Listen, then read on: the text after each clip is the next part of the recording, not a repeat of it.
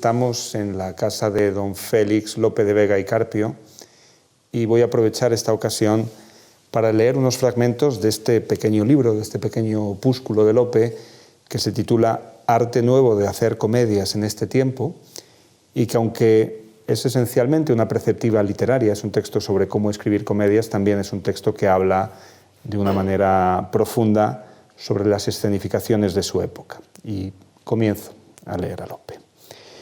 Y escribo por el arte que inventaron los que el vulgar aplauso pretendieron, porque como las paga el vulgo, es justo hablarle necio para darle gusto.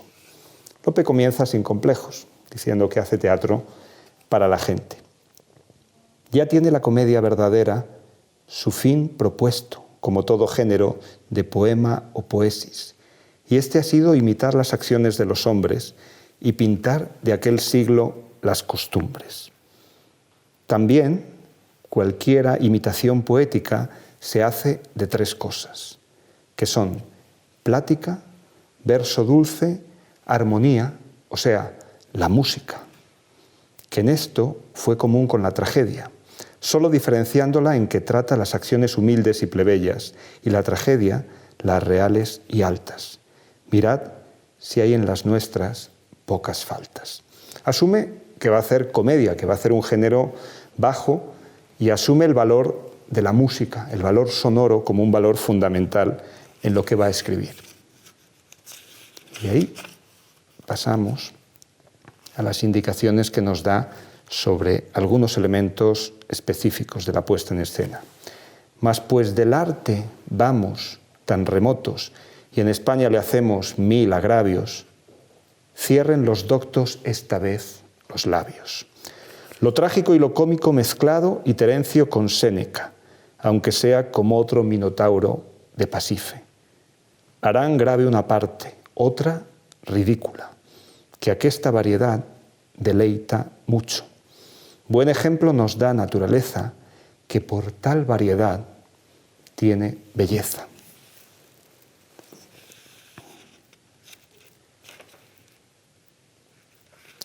Adviértase que solo este sujeto tenga una acción, mirando que la fábula de ninguna manera sea episódica, quiero decir, inserta de otras cosas que del primero intento se desvíen, ni que de ella se pueda quitar miembro que del contexto no derribe el todo.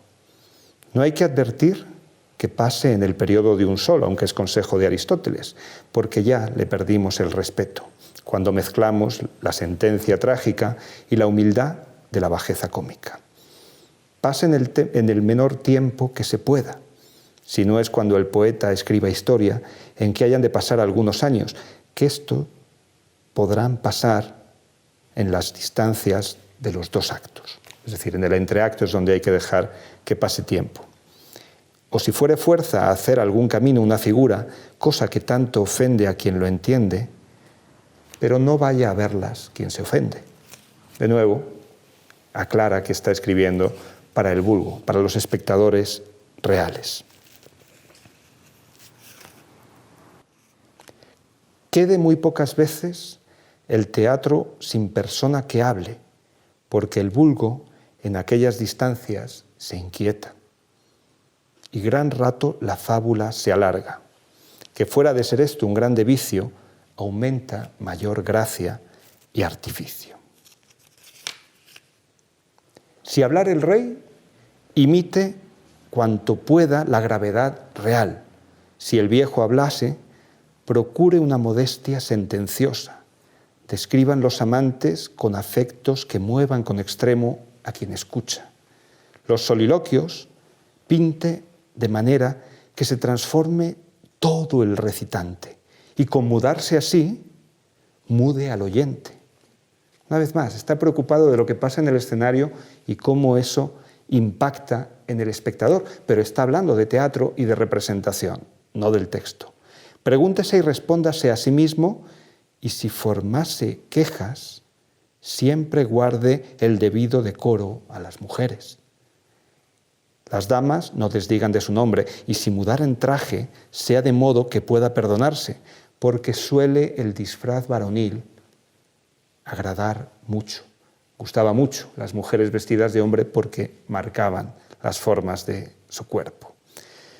Guárdese de imposibles, porque es máxima que solo ha de imitar lo verosímil. El lacayo no trate cosas altas, ni diga los conceptos que hemos visto en algunas comedias extranjeras, y de ninguna suerte la figura se contradiga en lo que tiene dicho. Que haya una armonía, que haya una coherencia en el discurso de cada uno de los personajes. Los casos de la honra son mejores, porque mueven con fuerza a toda gente. Con ellos, las acciones virtuosas que la virtud es donde quiera amada. Pues que vemos, si acaso un recitante hace un traidor, es tan odioso a todos, que lo que va a comprar no se lo venden. Y huye el vulgo de él cuando le encuentra. Y si es leal, le prestan y convidan, y hasta los principales le honran y aman, le buscan, le regalan y le aclaman. Ya en el 17 pasaba lo que en las telenovelas de hoy, que los espectadores identifican al actor con el rol que está haciendo. Los trajes, nos dijera Julio Pollux, si fuera necesario, que en España es de las cosas bárbaras que tiene la comedia presente recibidas.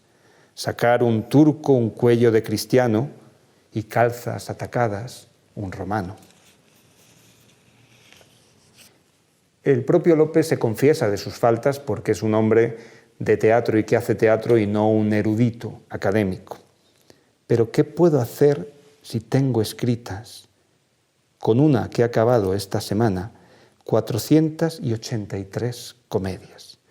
Porque fuera de 6, las demás todas pecaron contra el arte gravemente.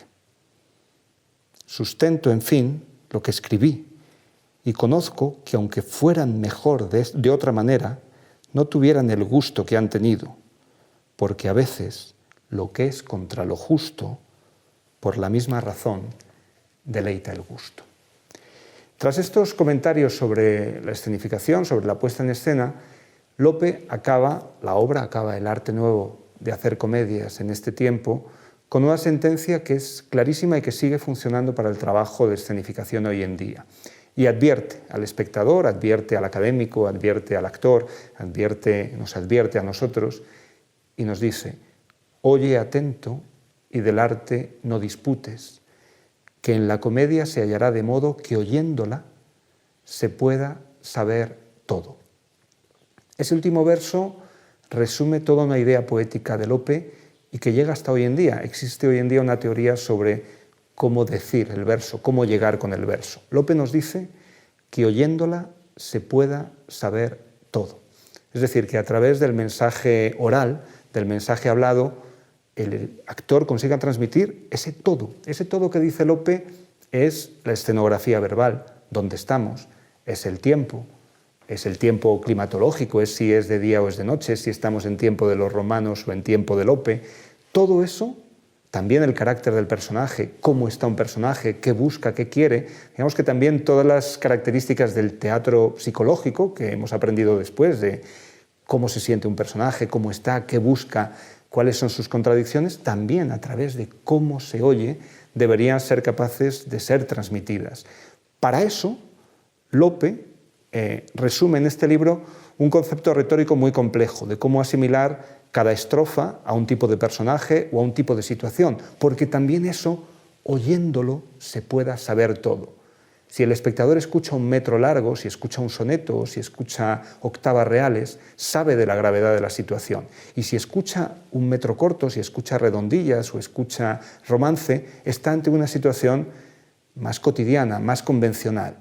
Oyéndolo deberíamos poder saber todo. A partir de ahí podemos construir una teoría sobre lo que queremos oír, y ahí hay diferentes escuelas en lo que hemos dado en llamar cómo decir el verso.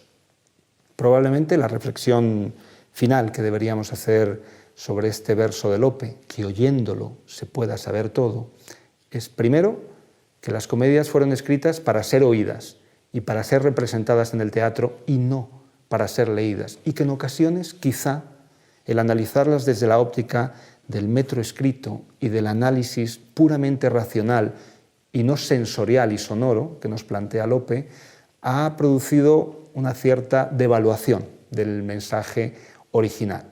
Es importante que esa escucha, que ese oyéndolo se pueda saber todo, implique desde lo racional, desde el argumento, desde la información del personaje, a también la belleza musical que tiene la música. Nos ha hablado desde el inicio en este arte nuevo de hacer comedias Lope sobre el valor de la música.